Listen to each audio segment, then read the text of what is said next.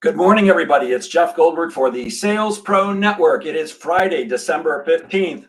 Oh my goodness, Friday, December 15th. I can't believe I just said that. I am a sales coach and trainer. I work with both individuals and organizations internationally to help them do one thing and one thing only: achieve measurable and sustainable sales increases. And I founded the Sales Pro Network a little over 3 years ago to elevate the profession of sales, to give salespeople, both professional salespeople and anybody else who sells as part of their job, a place where they can come and hang out, network with each other, learn from each other, ask questions and get advice and coaching, and earn more money. And as you know, if you've joined us before, every Friday at 10 a.m. Eastern, I either do a live training, but 99% of the time it's an interview with somebody who can add value to the profession of sales.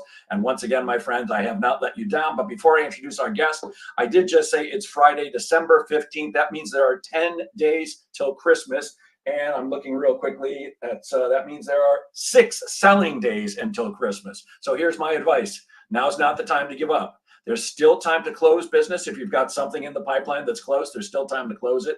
But my advice for you right now is do 2 things. One is contact every customer you've ever worked with and every prospect you spoke to during this year and call them up to wish them happy holidays. Do not try to sell them anything unless you're close to the end of a sales cycle with them. Just call up to wish them happy holidays. Tell them you wish them and their families the best for happy holidays and a healthy and a prosperous new year. Just touch base. Do not try to sell.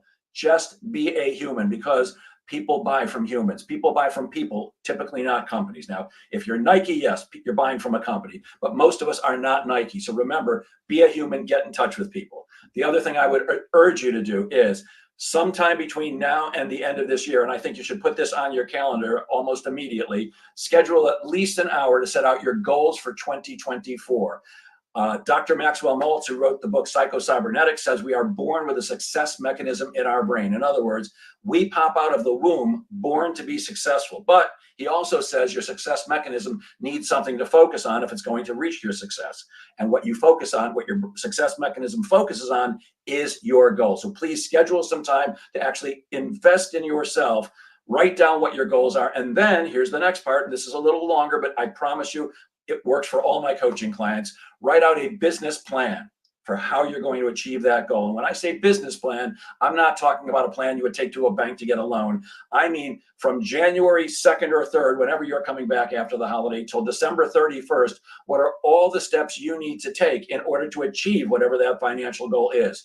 Write them down, put them into a time order, and then break them down into their smallest component pieces. The smaller you can make it, the better. I call those baby steps. And the reason for that is it's much easier to do little things than it is to do big things. It's hard to lose 100 pounds. It's easy to lose 3. So that's my advice for the end of the year. If you are watching us live, please say hello in the comments. If you're watching us live on Facebook and have not connected your account to StreamYard, it's just going to say Facebook user, so please include your name. If you have any questions for our guests during the show, please put them in the comments and I'll pass them along. And finally, if you're watching us on the replay, please put replay in the comments. And with that, it's my pleasure to introduce our guest. He is a fractional CTO and CPO, and I had to look up what CPO was. It means Chief Product Officer, and I'm going to ask him what that is because I don't know. He's an instructor at MIT. That's damn impressive. And he's the author of the Career Toolkit, Essential Skills for Success That No One Taught You. Please welcome our guest today, Mark Herschberg. Good morning, Herschberg. Good morning, Mark. Good morning. Thank you for having me on the show. I do want to add one little thing to what you suggested. That is some great advice, but I want everyone to pull out your phone right now, and I want you to create a recurring calendar event, because you're right that this is a time to set your goals for next year, not just your sales goals, your personal development goals. And you do want to have a plan to do it, but you also want to check back in on that. You don't want to say, well, I'm going to see how I did December 31st of next year. So set a recurring meeting for every 3 months, just 30 minutes, where you say, check in on that plan. How am I doing? Do I need to adjust it? Because when we have our professional development, it's important that we don't just set it and forget. We need to continually revise it, just like we do with our corporate plans. I love that, Mark. In fact, I'll take that one step further. Everything that's on your plan, put that on your calendar too. What's on your calendar tends to get done way more. It's way more likely it's going to get done than stuff that just seems like a good idea. So if you're looking to have 2024 be a banner year, and I certainly am, I've got big goals and big plans for 2024. Do everything you can to help yourself and ensure your own success. And Mark, with that, could you give us maybe the 2 or 3 minute version of, who you are, what brought you up to this moment? Sure. I've got this interesting dual career. I came out of MIT back in the 90s during the dot-com era, and I started my career as a software engineer. Very quickly, I moved up. I started running engineering teams. And as I was doing so, I realized in my own professional development, there were a number of skills I wasn't taught: leadership, communication, team building, hiring, networking, negotiating. I had heard of all these things, and people told me they were important, but no one actually sat me down and said, this is how to do it. So there was a big hole in my learning, and I had to fill that. Now, we didn't have great podcasts like this one back then. We had more limited resources. I was reading books. I was trying to talk to people. And I realized these skills are not just for executives. They're not just for people way up here. They are for everyone in the organization, down to even the interns. All of us can benefit from this. So I began to upskill my team. Now, I went on and I've become a CTO and CPO, and I've had a very successful career. I've worked at traditional startup companies. I've worked at large enterprises. I've done everything in between. But I had this parallel career because as I was upskilling my team, MIT had gotten feedback from companies saying, we want these skills in the people we hire, not just out of MIT, not just engineers, not just college students. All the people we hire, we want to see these skills, and we're not finding it. So MIT said, oh, well, we're hearing our customers, the people who buy our graduates, are saying there's a missing feature in our product. We need to address that. So MIT set out to create a program to instill these skills in our students. And when I heard about that, I reached out and said, hey, I've got some material here. Please take it. Maybe this is helpful. I thought that would be it. One and done. Enjoy. Best of luck to you. And they said, nope, not so fast. Help us create some more material. All right, sure. Happy to help. So I hung around and we were working on some other training material. They said, we've got these wonderful world-class professors, but they're academics. They don't spend a lot of time in the field. You do. You're bringing a different perspective. So we need, in addition to our professors, a bunch of people like you who are practitioners. So can you help teach? And this was about 22 years ago. Ever since then, I've been teaching at MIT in a class referred to as the Career Success Accelerator. Since then, I've now gone on to write the Career Toolkit, Essential Skills for Success That No One Taught You. I now speak to companies and conferences, and I created the Brain Bump app to help people retain what they learn, not just in my book, but from any type of learning environment, podcasts, classes, talks, other books, because I know from years of teaching, so often we get a lot of information, we go, this is great, and then we forget 95% of it. And I want to help people learn, retain, and grow. So those are my careers. I'm a fractional CTO, CPO, and then I also do professional development, almost more for fun. I had a note to ask you about the app later on, but since you brought it up, can you tell us a little bit about the app and what it does? Sure. The Brain Bump app, it's a completely free app on the Android and iPhone stores. What we do is we take the key points from books, blogs, podcasts, talks, and other sources, and we put them into the phone. So imagine if you read a book, my book, any of the books on your shelf. If you go through, you're probably doing it with a highlighter. Oh, here's a key point. Here's something I want to remember. And if you just highlight it, you're probably not going to remember that 2 months later. But we take those highlights, we put it into the app, and then they're all tagged by topic. So this is important because the key is recall, making it easy to recall. So the app has 2 modes. The first is just in time. So imagine, for example, you're walking into a conference and you're thinking, okay, networking. I've been trying to get better at networking. I read some networking tips, but I can't remember it. I need it right now. As you walk into that conference, you pull up the app, you tap networking because all the tips are tagged by topic, and there are all the networking tips on your phone. So it just takes you a few seconds and you just flip through these. Okay, yep, got it. And you're ready to walk in. You get just when you need the information. Or it might be you just got promoted, you're a first-time manager. Thinking, oh, there's so much to do here. I can't remember all the books I've read. You can set up effectively like a daily affirmation, but instead of something generic, you're getting tips from this podcast or that blog. So every day at 9 a.m., you're getting that tip. You say, I want a management tip at 9 a.m. as I start my day. And later you might say, oh, I want a marriage tip at 6 p.m. because my marriage is on the rocks. But the key thing is you don't want all the tips. It's not like social media where you just get the tip whenever someone posted. You're getting it 9 a.m. I need management, 6 p.m. I need marriage. You're always getting the information you want when you want it. So it's always timely and relevant. That's going to help retention, the repeated exposure to the ideas. They're also all hyperlinked, so you can click back through to the podcast, to the blog, to wherever to go deeper on it. Again, this is 100% free. And by the way, if we don't have yet the book you want, because we have a good number of them, but we're growing, you can also upload Kindle highlights, or you can add your own. And again, it's all free, Brain Bump, on the Android or iPhone stores. Gotta love that. I'll be downloading that right after this show. Thank you for. I'm glad you brought it up because I was going to anyways. But that sounds fascinating. And there's something else that I'm sure is fascinating. And I love acronyms, but I had never heard of CPO. What is a chief product? I know what a CTO is, and I know you do that. But what's a chief product officer? So just like we have now C levels for everything, instead of a VP of engineering, we have above that a CTO. Instead of a VP of finance, we have a CFO. Instead of a VP of product, they were getting jealous too. And they said, hey, CPO, chief product officer. Now, what I do on the product side, on the technology side, it's the engineering. How do we make the code do what's being asked of us? But the product side is, what should we be asking those engineers to do? When you think about a software company, they're the ones who say, this is going to oversimplify it a bit. We need the button over here. We need to make it red, not blue. But in a more complex set, it's not just as individual features. It's also thinking about what's our market segmentation? Who should we be targeting? We need a set of features to hit this low-end market, mid-market, senior market, or maybe we shouldn't even go after a low-end market. They might get involved in some of the pricing strategy. They might be involved in what's the go-to-market, working with marketing. So product often sits in the middle of all these different people. They're getting feedback from customers, often via sales. They're working with finance on your forecasting and what the pricing should be. They're doing the specs with engineering. And they're working with operations to make sure this is working and meeting their needs. So they're at the center of it all, trying to coordinate so we can move the product forward. Got it. Well, I love learning. That means I've already turned a profit today because I've learned something to do. That's great. Good morning, Bruce Casserman. Always good to see you. And somebody said top of the morning, Jeff. Top of the morning to you too. I'm going to take a guess that's at my friend, Dr. Rich Atkins, but I'm not sure. Please put your name into the chat so we know.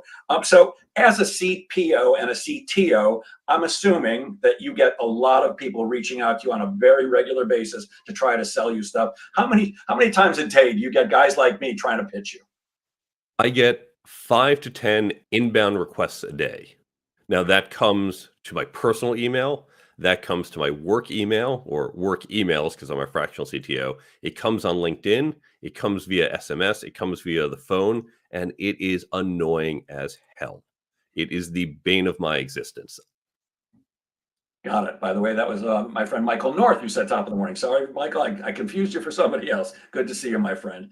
By the way, Michael is helping me right now. He's a fantastic sales recruiter, and he's helping me with a client recruit some salespeople. So you get pitches 5 to 10 times a day. I probably get about the same, usually via LinkedIn. I constantly people DMing me that trying to sell me something, but I get emails also. Actually, it might actually be more than 5 to 10. I'd say 7 to 15 every single day. In your opinion, what's wrong with these pitches that you're getting? They're selfish. That's really what they are. They're saying, because most of these pitches, by the way, they're not even paying attention to what I'm doing. I see pitches for technologies I don't use, or I see recruiters saying, oh, I've got a great candidate for your role. I don't have a role. They're not doing any research. And so here's what's happening. They're going with the mentality of, okay, I just need to send out enough emails, right? We're just going to go top of the funnel. And the bigger the top of the funnel is, as we go down, that means bigger at the bottom. And that's all they care about. And every time they're sending out that email, they're wasting my time. Even if I just have to look and hit delete, that wastes my time. But who cares? I don't care if I'm wasting everyone else's time because this helps me. It is a selfish approach. They're thinking about themselves. And I'll hear them say, well, you never know, you might need this. That'd be like me going through the phone book and saying, Hey, I've got a used Honda Accord. Are you interested? No. Hey, I just thought maybe you were a stranger. Okay, click. Next person. Hey, listen, I'm selling a used Honda Accord. Might you be interested? I'm going to annoy everyone because someone in the phone book's probably interested. I'm going to annoy everyone else. And this is a mentality of so many salespeople of just blast. And again, it's all about how can I close a sale, not how can I think about your needs. Yeah, it's a shotgun approach rather than a targeted approach, and I get those too, and incredibly annoying. Hey, Jeff, I help recruiters like you do this. I'm not a recruiter. I used to be a recruiter, but I haven't been for 20 years. Why would you do that? It is a waste of time, and it's not smart for anybody as far as I'm concerned. By the way, all they have to do is a tiny bit of research on you, because right in your profile it says, I'm not recruiting anybody. Please don't send them to anybody. I'm not looking for a position unless it's I think it's a C-level or a board membership. So you come right out and say, here's what I am interested in. Leave me alone with the rest. It just doesn't make sense. So what do you think people should do instead of just wildly pitching? I'm going to draw an analogy here. Think about the guys driving around who honk the horn at women on the street. It is offensive to most women. It's not something they like, but guys do it. It still happens. I still see it sometimes. Why does it happen? Because these guys think, if I do it 200 times, there's going to be one woman who, for whatever reason, maybe she doesn't mind it. Maybe she's had a bad day and this gave her a little, oh, someone thinks I'm attractive after my boyfriend broke up with me, whatever the reason. And I have actually seen once in a blue moon a woman respond to it. Don't know why, but most women, if you ask them, they hate it. And yet, guys do it a lot because they only care about, hey, if it happens 1 out of 200 times, that's better than 0. And so they're taking this quick hit mentality. Now, of course, I think most people on the show know if you want to meet a woman, or I'm assuming a heteronormative relationship, I'm sure there's equivalents in other variants, you don't start out by honking your horn. There are better approaches, whether you go to a dating app where people have opted in market and said, I'm interested in this, or you're in an environment, let's say a bar, and the approach is not honking your horn.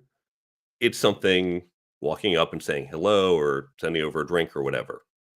So we need to move from this honking the horn approach, that's the equivalent of the spam, and go to something that is more respectful and or more valuable. So you can do a couple different things. So more respectful is I am focusing, I am reading, and I'm not just saying I had some software tool grab a keyword off your LinkedIn or resume from 20 years ago and think that's you. I'm going to invest a few minutes to learn about you and your needs.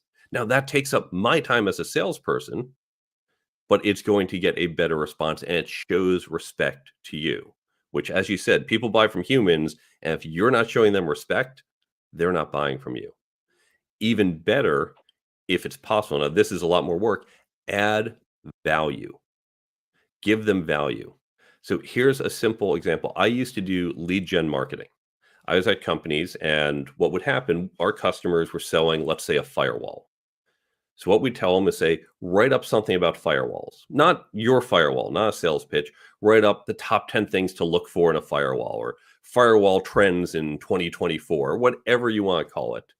And write this up. And we would take that content and put it out across a network of content providers. And then someone would come along and say, oh, yes, I want to read that. And they click in and they, of course, get the little pop-up that says, give us your name and phone number and convert them into a lead.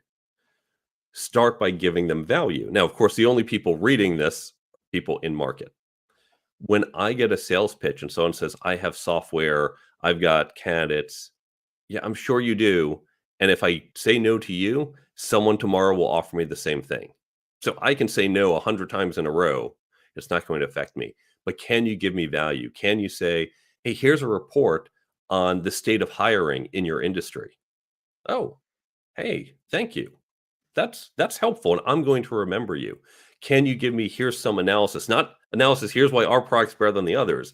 Here's something that might help you whether you work with us or not. If you start with value, because it is about relationships, and relationships are about offering and giving, just like in our friendships. We don't start out our relationships by saying, hey, Jeff, what can you give me? Jeff, how can I be helpful to you? So that's what we need to do with our sales pitches. I'm with you 1,000,000%. And my belief is people buy two things: relationship and value. They buy from people they like and trust. And it's only when they see the benefit to them. What are you bringing to the table? So I could not agree more. I had a conversation with a guy on Zoom yesterday. He had reached out to me on LinkedIn saying, I work with high ticket coaches to help them make even more money. People who sell $100,000 programs. I write back, that's not me. Thanks very much. He was so persistent that I finally said, okay, I'll take it. I mean, we went back and forth. I kept saying, I'm not your avatar. I'm not your guy. He so persistent. I said, you know what? I'm going to give this guy a few minutes. We're about 10 minutes into the conversation. And he says to me, I don't think you're my prospect. I said, I told you that 15 times. He said, okay, have a great day. And we ended the call. It's like, why waste your time? It doesn't make sense. That shotgun approach is just not smart. I'm a big fan of working both smart and hard. If you're not working as smart as you can and you're not working as hard as you can, what the heck are you doing? And when you're just spraying, hoping for something to show up, it doesn't make sense. There are too many incredible tools that have been developed in the last 10, 15 years that we don't have to knock on every door hoping that somebody answers it and does need a vacuum. At any rate, there's another thing that people often do poorly. And I happen to get 40% of my business from this thing, and it's called networking. And in your book, The Career Toolkit, you talk about how people disguise sales pitches, calling it networking. What do you mean by that? I get a lot of pitches. Hey, Mark, I'm just trying to network with you. Who's the person at your company responsible for? That's not networking. That is, hey, stranger, I want you to connect me to someone to help me sell. It is a sales pitch. And I am offended that they're pretending this is networking because they totally missed the point. Now, most people get networking wrong. This isn't even in the ballpark. Yeah. Networking, as we said, is about relationships. Think about your friendships. Think about how they form. You don't start out with what you need. Imagine the following scenario. Imagine if you're sitting at a bar and there's someone next to you and you just strike up a conversation. You have a really good conversation. You're thinking, oh, hey, this person could be a friend. You go, hey, Jeff, it's been really great talking to you. So listen, this weekend, I need to move out of my apartment. Yeah, I got to carry all my furniture down 3 flights of stairs. Had a great time talking to you. Why don't you come over this weekend? Help me go move my apartment. Of course, you're going to say no. You say, Mark, I enjoyed talking to you, but no, not happening. Don't know you well enough. On the other hand, if we've known each other since high school and we've been really good friends, I said, Jeff, I am in a bind. My mover's canceled. I've got to move out this weekend. Can you come over and help me? Assuming you're free, you're going to say, of course, Mark, I'll be there for you because we have that long-term relationship. But the relationship has to get built over time, and then we can ask appropriately based on the level of that relationship. I couldn't ask all my friends to come over and help me move, but different ones depending on how close we are. And when you start out, you don't start out with that big ask. But what's happening now, you're saying, hey, stranger, we barely know each other. We don't really know each other. This is our first email, but I'm starting with an ask. An ask for what helps me does nothing for you. In fact, might even hurt you. Because if I'm either doing an introduction or I'm giving out information, I'm going to piss off my coworker. And I care about my relationship a lot more with a coworker than with you, stranger. And so this is just, again, offensive and wrong. Yeah. And by the way, Mark, once I passed the age of 50, I no longer help anybody move. Let me introduce you to my mover if yours is busy. He's great. He charges a little bit high, but he's excellent. So I ain't moving anybody. I'm done with that stuff. You recently started working with an AI company, and we hear about AI all day long. I think it's fascinating. How do you see AI impacting sales in general? Unfortunately, I think it will impact it negatively for the most part. Although there will be companies like ours that are doing it positively. So let's first talk about the negative. We've talked about the spam approach that so many people take. And the beauty of AI is it's going to turn spam up to 11 because now I can generate email after email. And people think, oh, I can do personalized emails because I'm going to say, write me an email based on this LinkedIn profile. Go, great. You're going to, again, the AI is going to look at something from 20 years ago and say, oh, you're doing great work at, or working in this space or doing these things that are so in the past for me. But the AI can't really tell. It doesn't understand chronologically right now, most of the tools I've seen, that what's higher on that page is more relevant. So it's going to create a lot of noise, not just in sales spam. We're just going to see spam everywhere. We're going to see spam on social media. We're going to see, by the way, all the conspiracy theories, the people who spend 10 hours on a weekend writing up conspiracy theory. Well, now they can do that in 1 hour, or they can write up 100 conspiracy theories all weekend. The internet's going to get flooded with crappy noise. But if done right, we said the right way to send a pitch is to really be targeted, is to read through. Now, that might be their LinkedIn profile. It might be looking them up on social media. It might be understanding for the business, what are the trends? What's happening? What has the CEO said is important to the company? Where are they focused? And how can your product solve it? But that takes time to read through a 10Q, to read through the social media of the company, to read through Business Week reports on them. Now, if you can take AI and have it help you summarize that, have it help you focus, have it help you think, given all these different things, what approach might work, now we can do targeted, relevant pitches, and AI can help us, because instead of I have to spend 20 hours reading, I can do it in 30 minutes, or I can do it in less, because AI is going to help summarize that for me. And so when done right, and that's the approach we're taking, we can help create more targeted approaches, and that's going to get you a better ROI on your pitches using AI and not having to send out multiple spam throughout the day. Yeah, I'm a big fan of using AI because it can be a time saver, but uh, I can 99% of the time tell when somebody's sending me a message that's been written by a robot. I think the thing is to let AI do the initial writing, but you got to take it and make it your own. I actually have a friend who invented an add-on to LinkedIn, which helps you write posts. And it's terrific, except every time he does that, I'm like, yeah, he used that app. I can tell. Again, people buy from people, not robots. So I think AI is a good tool, and I think it'll get better and better as we go on. And I keep hearing, or actually I get questions all the time. Jeff, you think AI is going to wipe out sales? I don't think so, at least not anytime soon. But I think the salesperson that learns how to use it effectively will probably wipe the floor with the people who don't. Well, to your point, you always, right now, maybe it'll be different in 20, 30 years, you need the human in the loop. You can't just say, AI, go send out 100 emails for me. But the Yep. key point, it's taking this wealth of information that's accessible online and distilling it. So it's having it do the summarization for you. Now, you can use a tool that just says, here's a summary, you go write it. You can use a tool like ours that says, here's the first pass based on that summary, but don't just click send.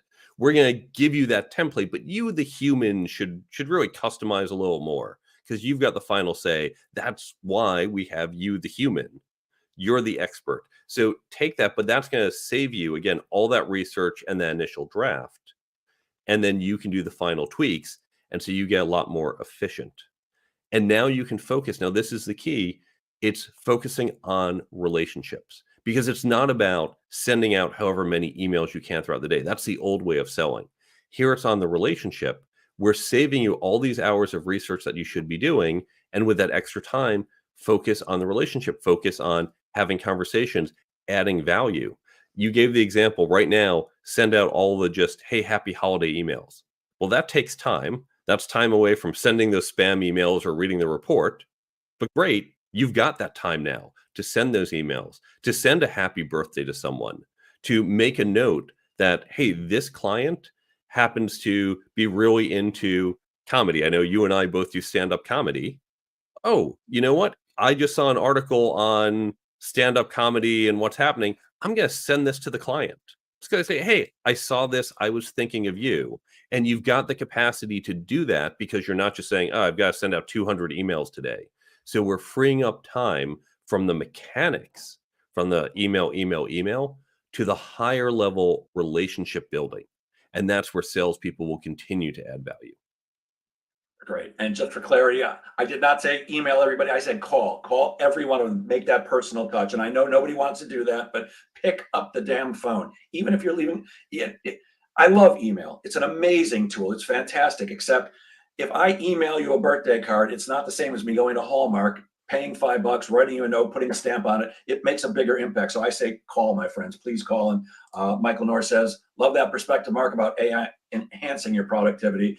I mean, it's a great starting point. I recently started thinking, I should put together a program on AI, maybe an online program that people can use. So I went into AI and said, what would be the elements of a great AI training program? And I had 5 pages. It was a great beginning outline. It really made me think in ways that I wasn't already. So I think it could be terrific. And I think one of the things that's important for anybody in sales, and maybe in all walks of life, you got to learn how to be a prompt engineer, because the key is, what do you tell it to do? It's a machine waiting for you to tell it what to do. Yes? It is. I wouldn't focus. Everyone's getting all excited about prompt engineering. I think that's a little overblown. Here's how you should think about interacting with AI and the impact that's going to have on your job. Sit down and think about all the tasks you do. And I mean every little task. And then think about, with those tasks, first, what's high value and low value. And then think through what might be automated. If you're not sure on that piece, go find your friend who knows a bit about technology, or go on to discussion boards, or find whatever resource you have to say, what is AI likely to do in the next few years? So here's a simple example. One of the things I spend a lot of time doing is scheduling meetings. It's just coordinating. We had to coordinate the time for this. We had to coordinate the time for other calls. That's not high value. And that's something that AI is probably going to take on. So if a lot of your job involves that, you're saying, well, that part of my job is going away. If you're a sales coordinator and you're just trying to set up, I got to see when the sales engineer is free and this is free, guess what? That part of your work is going to be disappearing over some number of years. Now, the other pieces of relationship building, that's not going to go away. If your job is doing lots of research, you're saying, okay, well, the research piece, again, we said this is going to condense. It's going to go from being 30% of my job to maybe only 10% or 5%. So then what do I do with that newfound free time? If I can do the same work, either I'm going to make the research better, because now I can go deeper on it, or I'm going to take that newfound free time and shift it to one of the other buckets that can't be automated and that provides more value. And so really sit down and think. Again, you get very detailed. You get to, I have to send a status report once a week. I have to schedule emails. I have to compose emails. I have to research people. So the big and the little, write down all these things, how much time you're doing it, and then what's likely to go away. Love that. And by the way, Michael says, pick up the damn phone. I love that, Jeff. Me too. In fact, there's a great clip. I can't show it right now. I don't have it up, but there's a great clip from The Wolf of Wall Street, where he's talking about the little things on your desk. It's a phone. Pick it up. It'll make you money. I watch that over and over. Let's talk about your book, The Career Toolkit, Essential Skills for Success No One Taught You. How does someone go about putting together an actionable career plan?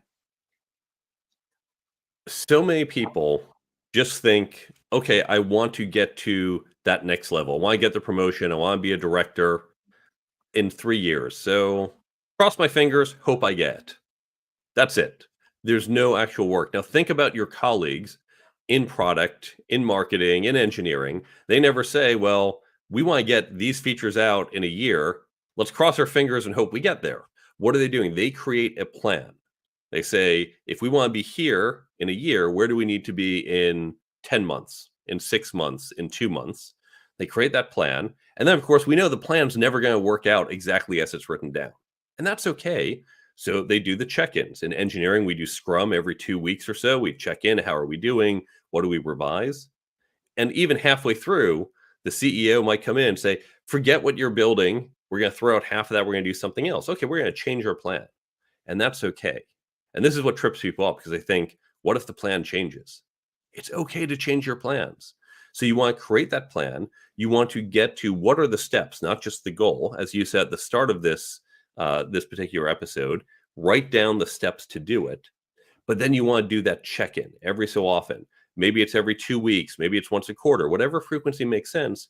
You do the check-in and you say, how am I doing? Am I making progress or not? It's just like what you do with your sales prospects, right? You go through that list. Am I making progress or not? Maybe I'm stuck. Maybe I need to get help. Maybe I just pause that. I'm going to work on a different part of my plan for the next quarter or two. you get feedback, and you move towards your goal. And of course, I gave the example of your next promotion, but many people you think about, well, I want to be a VP one day. Okay, well, let's backtrack from there. If you want to be a VP in 15 years, where do you need to be in 12 years? Where do you need to be in 8 years? Now, that's going to be fuzzier. You're not saying, what am I doing year 7 to get there year 8? Just have kind of a general placeholder. Well, between years 5 and 8, I need to do these 4 things. I need to learn how to hire people. I need to learn how to open a new territory. I need to learn how to close enterprise big clients. Okay, I'll get to that later. Right now, I'm working on better emails, networking. I'm on the 101 step, and that's fine. So create that detailed plan, check in, and revise it as you go. And am I correct? It sounds like you're talking about reverse engineering, yes? You can look at this as reverse engineering. I look at it as a simple, because you're going backwards. I look at it as it's a simple project plan. Talk to any of the people in your company who are project managers or, again, engineers, marketers who have campaigns. We're all used to, let's create a project plan and let's work to it, knowing it will change and be revised. Got it. Something else I want to ask you about. I was a recruiter for 5 years, so I've interviewed lots and lots of people. I currently one of the services I offer is outsourced sales management, where I take on the sales management function at a 10 salespeople or less organization. And right now I'm hiring and interviewing people. What advice do you have for job seekers when they're interviewing? If you have never been on the other side of it, if you've never been the hiring side, absolutely try to be part of that. Even if you're just a fly on the wall, even if you say to your manager, can I just sit in when you interview this candidate?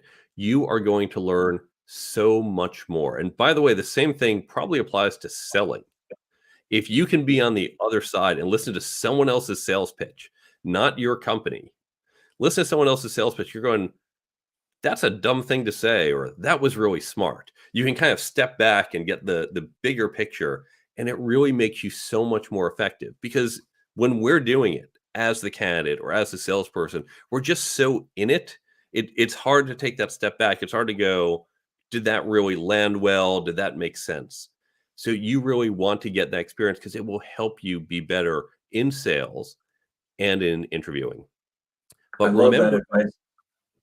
remember that when you're interviewing, jobs are sales. I am selling a job opportunity, and you are selling yourself as a candidate. And it's all about sales. It's just understanding, what is it the customer wants. Now, yes, I've listed, I want someone who can do A, B, C. There's probably a bunch of things on there I have not explicitly said. I might not even consciously realize I want that. And of course, as a salesperson, we have to dig in and understand, what isn't the client telling me, right? What's there? What's the objection that they haven't brought up? And I've got to go find it. And it's the same thing when you're selling yourself as a candidate. What are the objections or concerns they're not mentioning? I have to find those, and I have to address those, because he's not going to do it. Great. I love what you said about stepping outside yourself, which is hard to do. One of the other services I offer is sales coaching, and so I listen to people's phone calls. I go on Zoom meetings with them, and I just stay quiet. I actually have gone in-person meetings, just watch. And you said it exactly. When you're in the middle of it, you're focused. If you're doing it right, you're focused on your conversation with your prospect or prospects, and you can't really be thinking about, could I have done this better, or what did I just say? Because you got to get it done. But me sitting there, when I go in, my instruction to whoever I'm working with is, just introduce me as Jeff's in training. And I shut up. All I do is I say, hi, nice to meet you. I don't say another word until the end. If the prospect looks at me and says, well, Jeff, what do you think? I would say, well, Mark, what do you think? Because it's not my job to sell, but I can pick up on things. I'm just taking notes the whole time, both what I think they're doing really well and where I think there's room for improvement. And I can usually pick up on a gazillion things that you don't see in yourself, because we don't look outside ourselves. So I think that's awesome advice. Your book also discusses, I think it's got 3 different sections. One of them is leadership and management. What are some of the fundamentals? Because, by the way, I'll just preface this question with, most sales managers don't know their job from a hole in the ground, because typically they're salespeople that got promoted but never got trained how to lead or manage other people. So what are some of the fundamentals of managing and leading a team? Let's talk about the premise of the question, because I think that's really important. In so many functional areas, we do that. We take the best person in this functional role and promote this person to a manager. And unfortunately, it's a double whammy because we're losing someone who's a great salesperson or engineer or whatever they're doing, because now you have less time to do that. You say, now do this other type of task where they might have little or no training or not be good at. So we want to be really conscious of this. And especially the hardest transition is that first management step, is the first step from individual to manager. Once you're a manager, going to more senior, going from director to senior director to VP, etc., it's, I think, a smaller step than that first one. Agreed. We want to be aware when we do that first step that things suddenly change. We go from being literally an individual contributor, we go from it being on us to a team focus. So as an engineer or a salesperson, you're doing a certain task. Engineers solve this problem, salesperson to close these clients. And as you get more senior, that gets bigger. We're going to give you bigger clients or bigger engineering problems to solve. And so you say, well, I'm going to work smarter, or I know more, or more effort. And you can usually do it. It can be that single effort. Sometimes you need a little help. But when you become a manager, you can no longer, I can't say to a team of 15 engineers, oh, okay, you're not doing it right. Well, I'm going to solve the problems for you. I can't. I don't have enough hours in a day. You can't say, oh, you're not selling well. Well, I'll just take over the clients who are being problematic or the prospects who are, and I'll just do it for you. You're going to run out of time. So you have to change your approach that you no longer directly impact the outcome. You indirectly do it through your team. Now, it's probably a blend because usually as a first level manager, you still have your own set of sales clients in addition to managing others. But you have to shift your mentality. It's not on you, it's all indirect. And you have to start to work on understanding who are your people, what are their skills, what are their motivations, what are their weaknesses, and how do you overcome those weaknesses. But just as important is to recognize that this is not a one-off task. And the best of companies right now are still often doing it wrong. They're saying, Jeff, you're a great salesperson. We're going to promote you. You're going to lead the team now. Congratulations. Listen, we know you haven't done that before. We're going to send you to this 3-day management leadership training seminar. Okay, great. Send you off, come back. Jeff, congratulations. You just completed 3 days of training. You're ready to lead the team. Go. Now, if you think about it, let's think about sports. Imagine if I said, Jeff, welcome to our basketball team.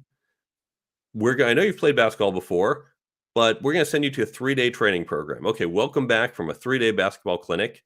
Now you're ready to play the season. Go play. Don't worry. We're not going to do any more training, no drills, no practice. You've had 3 days of this. What more do you need? That would be insane. We know you need to continually practice and train and get coaching. And the same is true as you become a manager. Now, that's great that you got that start. And I hope companies do send their people to training, but it's not one and done. We have to make this more of a continual practice. Now, it turns out there are ways you can do this that aren't, oh, great. So every quarter I've got to send this guy, lose 3 more days of his time and go spend money on some outside consultant. You can do this in-house at little or no cost. There are many ways you can do it, but it can't be one and done. I'm with you 1,000,000%. Yeah. Okay, you're a manager. Now go guard Kobe Bryant. Yeah. There's another challenge. Usually, when I really appreciated that first step in management is the toughest one because you're now managing the people you were working with yesterday, your pals, and now you've got to be their boss. And I find quite often that I have a full day training program, 1 day only, not 3, for brand new managers. It's the fundamentals of sales management, and I find quite often they're too invested in being liked. And look, I want to be liked. I want to be loved by everybody. But when I'm managing people, I really don't care if you like me or love me. What I find is that when I help people make money, they tend to like me a lot. But it's not my job to have them like me, just like it's not my job to have my kids like me or love me. I'm thrilled that they do. But my job was to turn them into magnificent human beings, not have them like me or love me. So that's a challenge too. There's something else you said in your book, which I found we're right in the, well, I'm not sure if we're in agreement, but you said the same thing. I often advise salespeople that they have to manage their manager. And you say the exact same thing in your book. What do you mean when you suggest people need to manage their manager? We manager, in some sense, is your customer in a different way. And the techniques that you use with your customer can apply to your manager. Your manager has certain styles and expectations and ways that she likes to do something. When you think about selling to your client, we know there are different clients who have different buying motivations. There are some people just say, let's really run through feature by feature and understand the value proposition. There are some where it's more of an emotional sale. There are some where they just need mountains of data and information so they can defend their decision. We know there are different styles. You might be using disc profiles to represent who your prospects are. You might be using one of the other tools. Say, here's my client. Here's how I need to change my selling approach. But this applies to our managers too. Your manager may have a style where your manager might say, you're on your own. Come to me if there's a problem. Otherwise, it's you. And I'm not going to sit there and micromanage you. And it's on you to take that initiative. You might have other managers say, no, I want to get these regular reports, and you need to send every week an update on what's happening with your top whole list. They're going to have different styles, and your manager may not tell you, just like the prospect may not say, by the way, I'm a D, and so that's how you have to sell to me. Your manager may not say, this is my style. By the way, I do that. When I join a new company, I will spend an hour introducing myself to a team and saying, here's who I am. This is how I like to manage. This is my style. These are my expectations. When I hire people, I'll go through that as well. So if you're ever a manager, I recommend you do that. But if you are not a manager, just like you're going to be maybe not directly asking your prospects, hey, tell me about this. You need to deal with your manager, understand what her style is. Does she prefer in-person meetings or emails? Does she want the heads up, or does she want the forgiveness or permission, for example? These are things you need to learn so you can more effectively engage and keep her happy. That's great stuff. I mean something else a little bit different when I say manage your manager. My feeling is this: managers would like nothing but. I'm just going to talk about sales managers. Sales leaders, excuse me, sales managers would like nothing better than to be able to spend all day with each of their salespeople, helping them do their job better, because that's how they get judged and that's how they get paid. But they can't, because they've got 8 million other responsibilities. So I say, if you want to be successful in sales, go manage your manager. When you need their help, go get it. I find quite often that salespeople they think if they have to ask questions, they're going to appear dumb. Or that their manager is going to judge them and go, oh, well, maybe I made a mistake working with that person. Go get the help you need. I've had the largest team I ever managed was 45 direct reports, which is insane. I should have had sub managers, but the company I was working with wouldn't let me do that. And my whole day was spent usually with people in a line outside my door waiting to come in with whatever problem they had. Well, you know who I took care of? The person right in front of me. I usually didn't know there were 17 other people waiting for me. So you got to be the squeaky wheel. Go get the help you need. That's what I mean when I say manage your manager. Wow, I've got 8 zillion questions. I'm already seeing that we're running out of time. I got to ask you this one because I saw that. What's the right way to answer a brain teaser question when you're on an interview? I want to go back to interviewing. For example, I believe I think it's Google that asked potential employees, how would you figure out how many manhole covers there are in San Francisco? So how do we answer questions like that on an interview? Sure. And that's known as a Feynman number. That's a very specific type of brain teaser. Let's first talk about good and bad types, because the manhole cover is a good one. There's the famous question, I think supposedly Microsoft asked in the 90s, why are manhole covers round? And feel free to pause this if you're watching the replay to think about it. The problem with that second question is you either get it or you don't. The answer, by the way, they're round for 2 reasons, is these are really heavy. So first, you can roll it on the ground. And second, you don't want to drop and fall through the hole, potentially hurting someone, or even if it doesn't, you have to carry it back up. If it's round, it has a uniform width, and so it won't fall through the hole. If it were square, you can imagine on the diagonal, it can fall through. But you either know that or you don't. And if you ask that type of question to a candidate goes, it's not coming to me at this moment. And that's not a fair question. Now, when you ask a question to do analysis, we'll do the manholes in San Francisco. Say, well, let's think about San Francisco. If I remember right, it's about 49 square miles. It's 7 by 7. And I could be wrong. Maybe it's 5 by 6. But the point is, it's not 30 by 30 square miles, right? And it's not 1 by 1. So we're looking for, can you make a reasonable assumption there? So go, okay, 7 by 7. Now let me think manhole covers. So if we're 7 by 7, and how often do you have a manhole cover on a street? So you say, well, maybe I have a manhole cover. This is an interesting one. I haven't thought about this question. You're gonna have a manhole cover, let's say every 500 feet. You think every 200 200 block, feet? maybe? No, I'm thinking maybe Okay, 200 block, something like that. 2 on a block. Okay, That's my that's guess. quite a lot. I don't know. Well, let's think about both. So if we say every 500 feet, so a mile is about 5,200 feet. So let's just call it 5,000. So that means 10 in a mile. And so that means in 7 miles, we've got 70, and we'll have 70 by 70. And so that's 4,900 manhole covers. That actually sounds a little low to me. Like there's got to be areas where it's just like there's extra concentration where there might be a lot more power or other things. So I'd probably up that and say it's going to be closer to 8 or 9,000.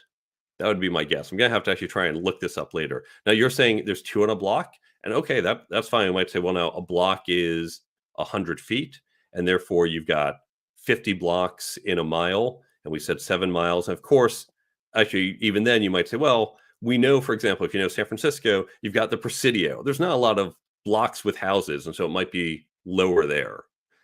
But these are things you just want to think through, and it's saying, okay, you're making reasonable assumptions, you're paying attention to details like I know there's areas where you're just not going to have any, and how do I account for that?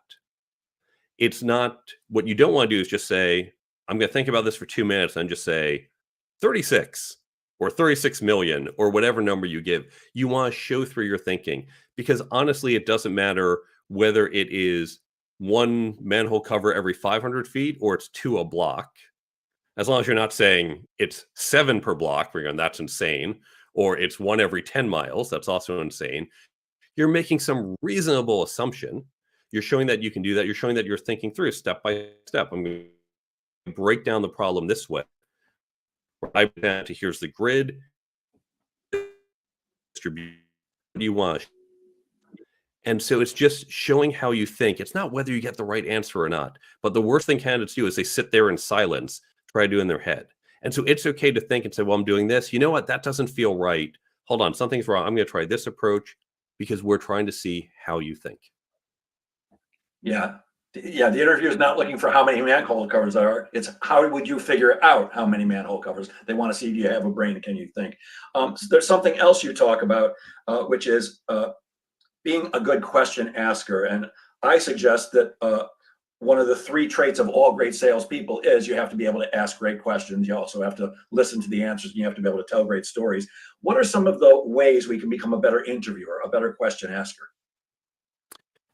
It's starting with, don't do the yes no questions. In fact, salespeople, I suspect, probably are more, some of them have more of that training, because I know salespeople have said, oh, you've got to get the 7 yeses. So I'm going to ask the really simple questions. Do you want to make more money? Yes. Like, okay, that's, you knew the answer. You're playing the game to try and get them to say yes to do whatever your gimmick is. But you want those open-ended questions because you want to explore. You want to double click in. You said yes, and let's talk about the and. Let's talk about why you want to do that. You want to make more money, but how do you see yourself making more money? Is it coming from new clients? Is it upselling existing clients? Are you opening new territories? That's what I want to understand, because that can help me better align to your needs. So you really want to drill down and understand the motivation. Understand when you get the answer, go a level deeper on it, because that's going to really help you better align to what your prospect needs. Got it. Yes, and sounds like somebody's taken some improv classes. Something else you talk about is you should be creating a learning organization. What is a learning organization, and how do we go about fostering that in a company? I tell my engineers, it's okay if you make a mistake. We're human, but we need to not make the same mistake twice. We need to reflect on what we're doing. And so we need to have that process of feedback, including not biting off the head of someone making a mistake. And then how can we share what we learned with others to prevent them from making the same mistake? And so this is creating just the right processes and feedback loops to gather the information and then disseminate it across the organization. Got it. Okay, that makes sense. Something else you talk about is effective meetings. I think we've all sat through numerous boring meetings that were a complete waste of our time. And for me, when I run a sales meeting, I'm looking to provide 60 minutes worth of value, including some training, some motivation. But to me, if your salespeople are not looking forward to the meeting each week, you're doing something wrong. So, what do you suggest we do that can make sales meetings or any meetings more effective? And hopefully my answers aren't being drowned out. They're doing drilling in the apartment across the hall from me all of a sudden. So Can't hear it hopefully at I'll come all. clearly. Thank you, Crisp AI, which is really good, knocking out background noise. When you think about meetings, we talked about reverse engineering before. That's what you want to do with a meeting. What's the outcome of this meeting? What are we trying to achieve? What then goes on to the agenda for that meeting, and who needs to be in for that meeting, or maybe just part of that meeting? All too often, I see companies where we have a meeting and then the meeting kind of evolves and we don't need this, but something else got in there, and you get these zombie meetings that just stay on the calendar. Well, this is how we do it. And so you should at least once a year sit down and say, why are we meeting? In fact, more general, I tell companies you need to think about the information flow. Who needs to share what information with whom and when? And that might be in a meeting, it might be through an email, it might be here's the regular email update, or it might be every time this happens, every time we close a client, send an email to finance telling them. So it's more ad hoc. It might just be things get posted on a wiki or sent out in a Slack channel. Whatever it is, you want to map out that information flow, because once you understand the information flow, you can say, here's where meetings make sense to facilitate it. Here's where they do not. So we shouldn't have those meetings because they're wasting everyone's time. I gotta tell you, I love when I hear an expert like you giving advice. And I go, oh yeah, that's what I do. Perfect. I work with Newsday, which for those who are not from around here, I'm on Long Island. It's the 800-pound gorilla. It's the big newspaper on Long Island. If you're going to advertise, you're probably going to advertise at Newsday. And I had the opportunity to work with them several years back and train both their managers and their salespeople. I think it was about 90 people in total. In sitting with the senior vice president of sales, prior to doing all this work, I ask a lot of questions so I can learn about the organization. And we were talking, I was saying, what kind of meetings do you have your people attend? And he named a bunch of them. And I asked him one simple question, which blew his mind. I said, why? Why do you have those meetings? And by the end of it, he had gotten rid of like 3 monthly meetings that he said he realized he didn't need, but we do them because that's what we've always done. Meetings are a waste of time if they're not adding value to the people who are attending them. If not, their time is better invested doing whatever they do, whether it's designing software or selling or whatever it is. Get to the point.